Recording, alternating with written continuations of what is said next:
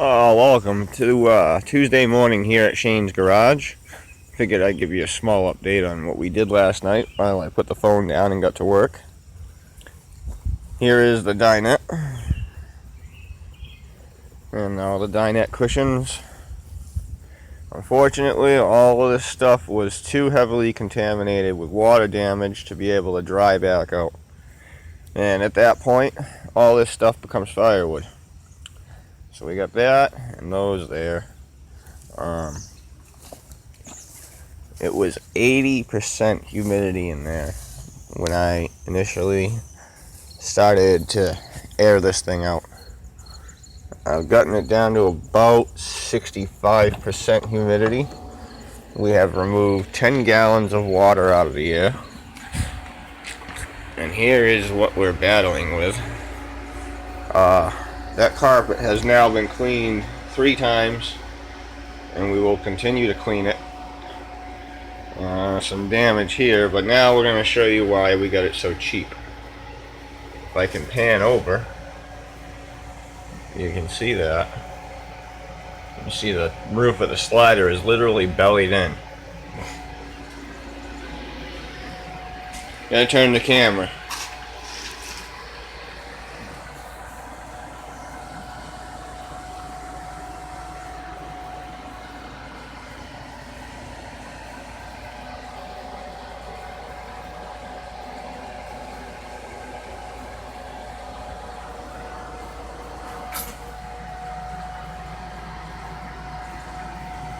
So essentially it needs a roof.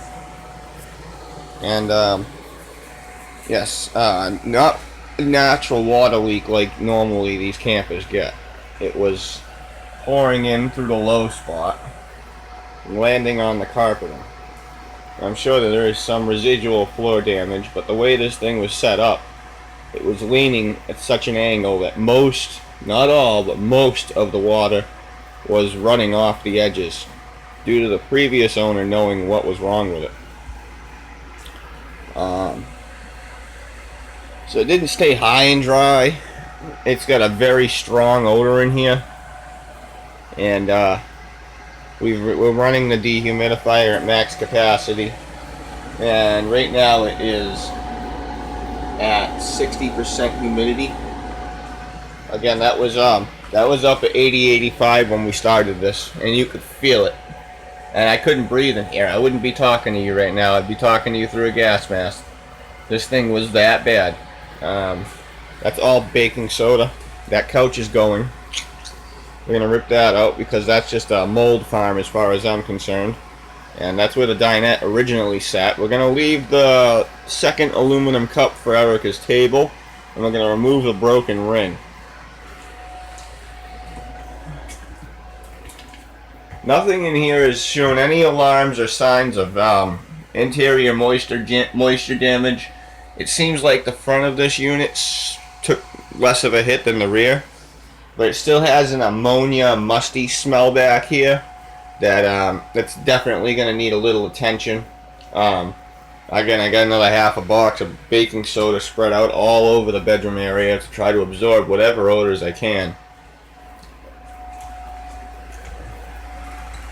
Kitchen and bath are okay. I do have a little bit of lifting all the way along the edge, and then it gets a little higher right here. I think I'm going to talk to my carpenter, but I'm pretty sure that a little bit of clear silicone done properly would seal that up nice, instead of replacing the linoleum. Again, I think that literally was just from the relative humidity being so high in here. This corner molding fell down. I'm pretty sure, again, the glue just got so damp that it literally would not stay up there anymore. And, yeah, it's a big improvement. All these walls were wet. You could literally run your hand across these walls and they were sweating. All these windows were condensated. So, I mean, it's day 2 of this thing running non-stop. And, we've pulled about 8 gallons of water out of the air in here. I'm going to run it again, go back in the garage, do a little service work, and maybe when we get out here later, it'll be dried up more. We are going to have to hit this carpet several more times if we're going to try to bring it back. That's debatable, huh? I mean, there's a limit here. We can be cheap, but we also want to be healthy. And if I can't get it back, I don't know. We'll call Kennedy Carpet Sales or something. At least there's an advantage here. There ain't much for square footage. They come down and quote me, they can't really hit me high. Here is the one soft spot. I'm gonna have to strategically cut the linoleum, I think. I don't think peeling it back is an option. But if I strategically cut the linoleum, considering it's square tiles, we'll cut squares, or a big square, I can probably get away with reflooring that one area. Now it obviously took that hit because there is nothing structural here. As you can tell, we got a slide out, mega slider, and then a little 6-inch header, and then a door. Or a buttress, actually. A little 6-inch buttress, and then a door. And then it's framed the rest of the way. Well, what do you think is going to happen when you put X amount of weight on one small sliver of wall? It's obviously going to stop pushing through the floor.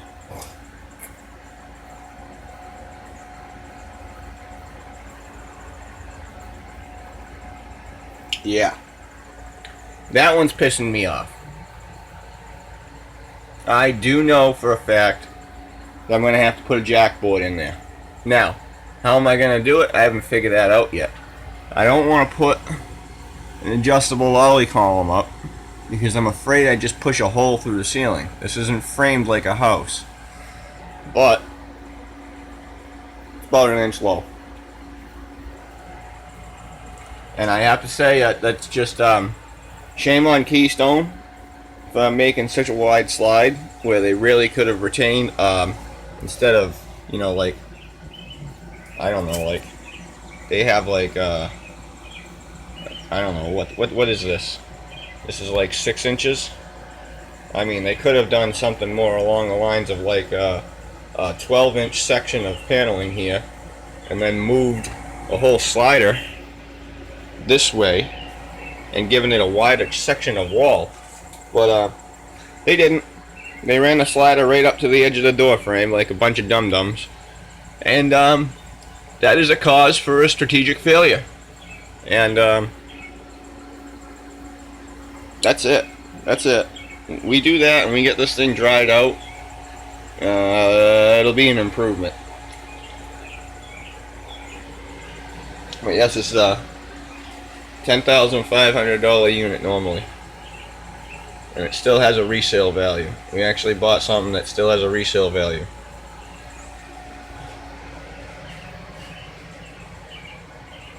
Those double bunks are coming out. Just a little nervous to tackle all that. Because this is the back. This is the back wall of the bunkhouse. And in that top corner, and in that top corner, there has been leaks on the outside. So I am curious. You can tell by the signified stains along the top edge of this that this bunk has been sitting in the upwards position for so long. Again, that may be a gas mask job before we go ahead and touch any of that. But those bunks are coming out. This is going to get opened up into a separate bedroom / office area. Got an outlet. Didn't notice that before. Here's the bathroom. Looks dirtier than it is. They just left the vent open. Probably to vent it out at one point. Bunch of crap fell in. There's the 3/4 bath and the stupid camper shower head that we're gonna upgrade because those things suck. And big medicine cabinet, big medicine cabinet, and a plastic toilet. We may upgrade that. A lot of people don't like the plastic toilets because they don't seem to clean up as well as the porcelain ones. In this particular situation, I happen to have a porcelain RV toilet, so might do a little plumbing upgrade here. Is that cabinet stained? No, it's a different color wood. Okay, that's just character. Seems like there's an access panel to get to the drain underneath. And, yeah, that's about it. Big old plastic sink in the bathroom.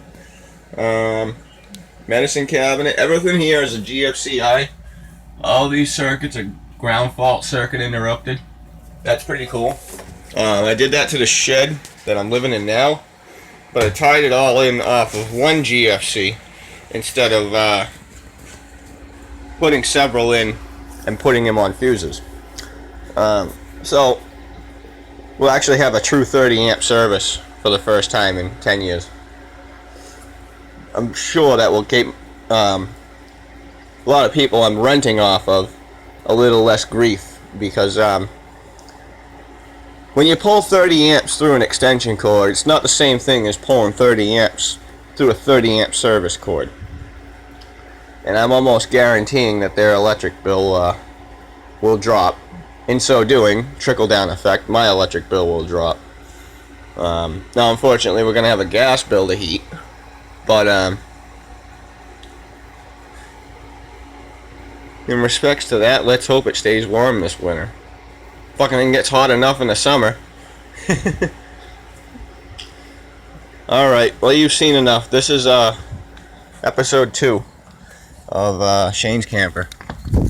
And you guys have a great morning and enjoy your day.